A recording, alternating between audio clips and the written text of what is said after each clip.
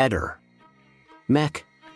Pallister. Francesca Deidda è stata uccisa il 10 maggio. Negli SMS del compagno il movente dell'omicidio, Igor già a gennaio chiedeva a un parente se potesse acquistargli del cianuro. Francesca Deidda, la 42enne di San Sperate, è stata uccisa il 10 maggio con diverse martellate alla testa e trovata dopo mesi chiusa in un borsone nei boschi tra Sinai e San Vito, lungo l'ex Orientale Sarda. È il 3 gennaio 2024. E l'autotrasportatore reo confesso dell'omicidio dice in un audio alla giovane amante: "Lei ha capito che io c'ho un'altra fissa e nonostante tutto mica mi molla. Sai che tuo marito ha un'altra, è palese.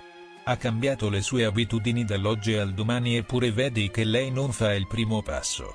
Quindi per quello che ho capito mi devo muovere io in un certo modo". Il 30 gennaio Sollai contatta un parente per chiedere se può acquistargli del cianuro, mentre il 2 maggio chattando con l'amante dice che potrebbe chiudere entro il mese. Forse si riferiva alla separazione, ipotizzano gli inquirenti. 2 giorni prima del delitto rassicura l'amante: "Possiamo organizzare un weekend assieme", e, sempre l'8 maggio, cerca su Google come fare sparire un corpo e il metodo più veloce per fare sparire un corpo. E ancora, altre ricerche su come farla franca dopo il delitto e come sostituirsi alla moglie per farla dimettere online dal lavoro. Francesca è stata uccisa alle 21 del 10 maggio, alle 22,32 Sollai sarebbe uscito con il suo corpo nel borsone. Alle 23,45 una telefonata di 4 minuti con l'amante. Prima le avrebbe scritto: "L'ho lasciata", ma in realtà l'aveva uccisa. Il caso di Liliana Resinovic, ancora avvolto in un'aura di mistero e suspense legale, ha recentemente conosciuto uno sviluppo significativo grazie all'approfondita perizia medico-legale di 240 pagine redatta da esperti in anatomia patologica. Questi professionisti,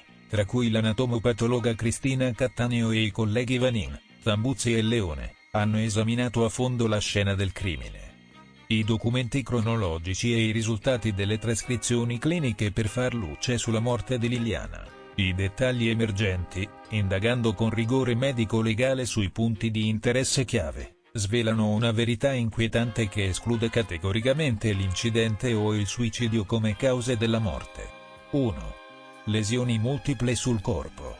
La perizia ha riportato una serie di lesioni concentrate su più aree del viso e della mano destra, catalogate come 4 poli d'urto diversi. Questo dato è cruciale nell'indagine poiché suggerisce una violenza direzionata da parte di un assalitore piuttosto che il risultato di una semplice caduta accidentale. Le ferite al volto erano non solo frontali, ma anche laterali, mentre la mano destra presentava traumi significativi. Tali lesioni distribuite tra il volto e le mani, meno probabili in un incidente dovuto a una caduta naturale, indicano chiaramente che la vittima fu probabilmente oggetto di un'aggressione, forse strenuamente combattuta. 2. Dinamica dell'omicidio tramite chokehold. La relazione medico-legale suggerisce che Liliana sia stata uccisa da uno strangolamento tipico della mossa conosciuta nel judo come chokehold o shimewaza. Questo movimento prevede una pressione micidiale esercitata mediante l'incavo dell'avambraccio dell'aggressore attorno al collo della vittima.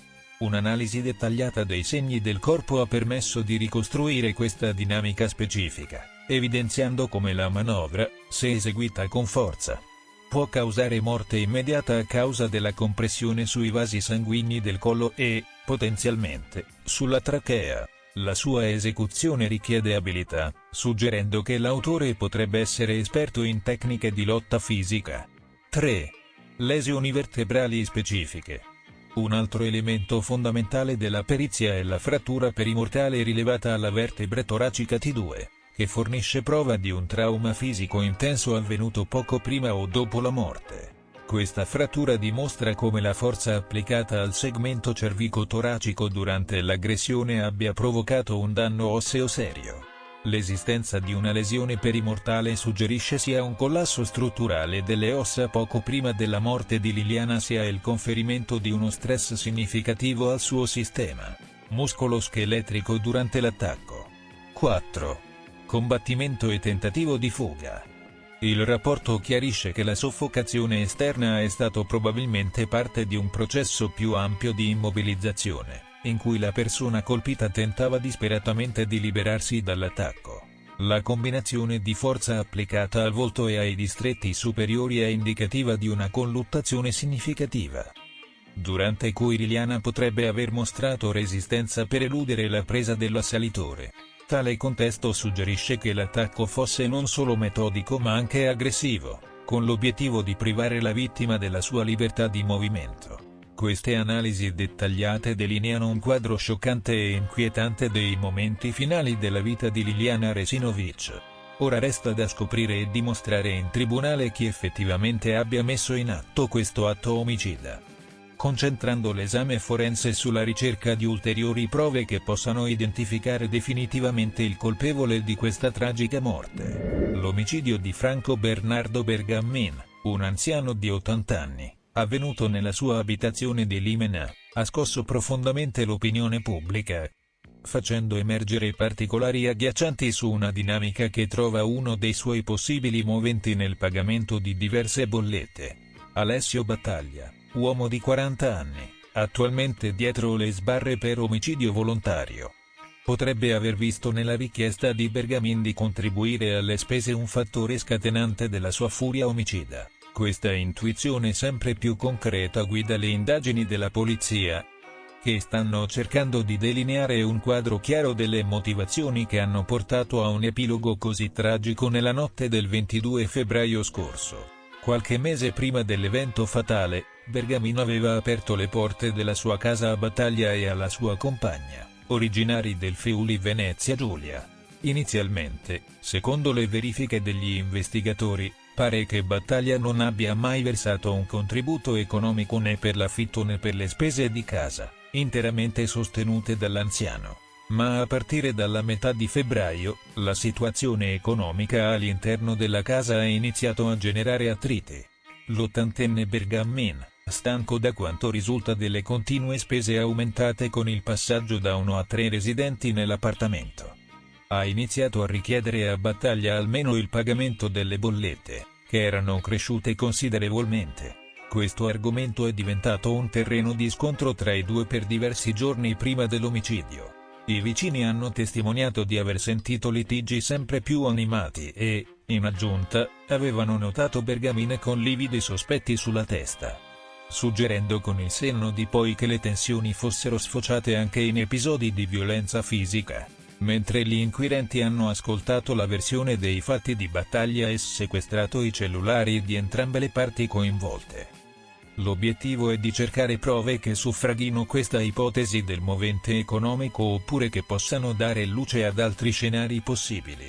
La notte del 22 febbraio, come confermato dallo stesso Battaglia in una confessione resa ai carabinieri e al pubblico ministero Marco Brusegan, l'uomo avrebbe tolto la vita a Bergamin nel corso di una colluttazione esplosa durante l'ennesimo alterco sulle finanze di casa. Dall'autopsia condotta dal medico legale Antonello Cirnelli è emerso che Battaglia avrebbe spezzato l'osso del collo di Bergamin, ruotandogli brutalmente la testa in una mossa che portò a una morte istantanea, bloccando il flusso del midollo spinale. In quegli istanti drammatici era presente nell'appartamento anche la compagna di Battaglia, però gli investigatori, che hanno ritenuto le sue dichiarazioni coerenti e veritiere, hanno concluso che la donna non partecipasse al crimine.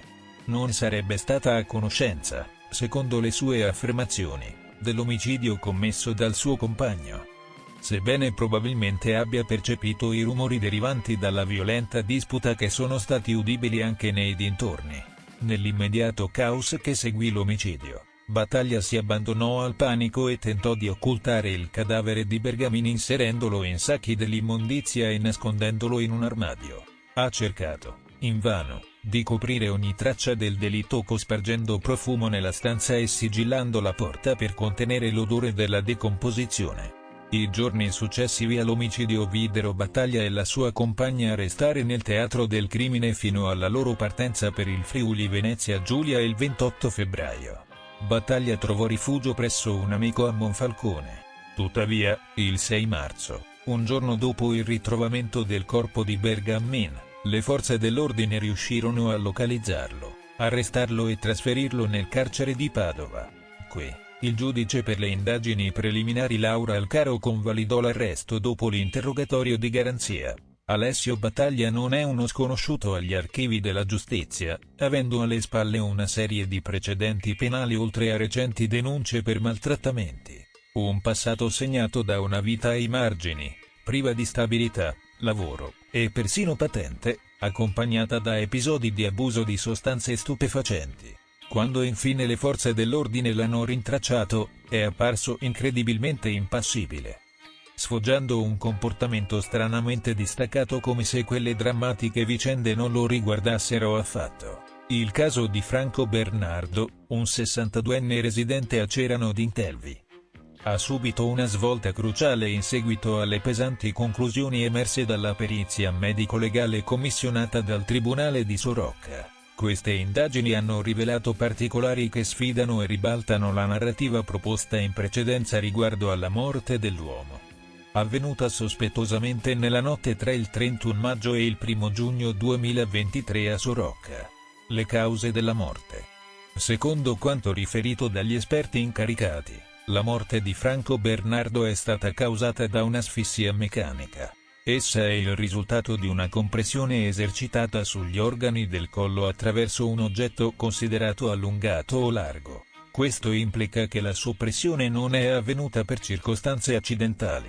Al contrario, il processo porta l'accento su una manovra deliberata e adatta a indurre uno stato di soffocamento letale. Inoltre, il rapporto sottolinea un'assenza totale di segni tipici delle manovre di rianimazione, rafforzando la tesi che nessun tentativo di soccorso sia stato realmente messo in atto, confutando così la versione di una morte per negligenza presentata inizialmente. Conclusioni della perizia medico-legale. Il Tribunale moldavo, tramite gli esperti dell'Istituto di Medicina Legale, ha analizzato approfonditamente le ferite riportate da Franco Bernardo, evidenziando particolari cruciali come la frattura dell'osso ioide. Questa lesione è comunemente associata a morte per strangolamento o soffocamento, suggerendo una compressione esercitata del collo dal basso verso l'alto. Inoltre, la rottura dell'apparato legamentoso del corpo corno destro implica una pressione significativa e non accidentale. Queste nuove scoperte sono coerenti con le conclusioni del medico legale comasco Giovanni Scola, il quale, intervenendo su indicazione delle procure di Como e Roma, aveva identificato una costrizione violenta delle vie respiratorie superiori come causa mortale. Le prove fisiche e i dubbi sull'evento.